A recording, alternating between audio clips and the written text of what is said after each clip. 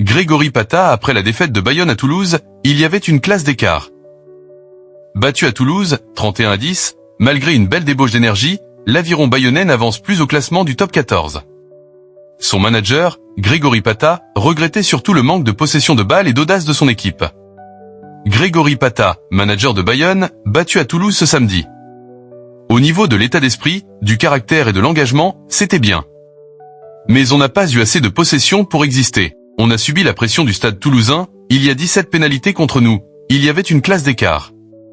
Mais il y avait aussi une intensité et une volonté de challenger le stade toulousain que je n'avais pas vu depuis plusieurs semaines. On a respecté les collisions, à 13 contre 15 on n'a pas pris de points au retour des vestiaires. On va se satisfaire de ce peu avant les vacances. On était revanchard après la défaite à domicile contre Castres, octobre 2013. On a été fortement déçus, mais il faut vite rebondir parce que ce top 14 est impitoyable.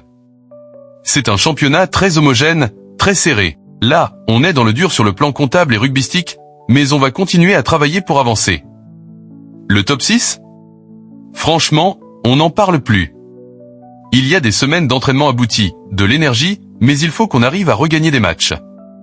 Le prochain sera face au Racing 92 et on va se concentrer là-dessus. 30 points encaissés, c'est trop pour pouvoir gagner des matchs à l'extérieur. Allez, 19 ou 20 points, ça peut passer, à condition que tu marques. Je trouve qu'on est une équipe à réaction, qui regarde souvent. On l'a vu contre le Leinster en Coupe des Champions, on le voit contre Toulouse, il ne faut pas attendre d'avoir peur pour avancer. Il faut qu'on arrive à être ambitieux, à aller provoquer les choses. On attend toujours de prendre un essai ou une claque avant de réagir. Aujourd'hui, on a quand même été acteur. Mais il faut qu'on soit plus costaud sur la conquête.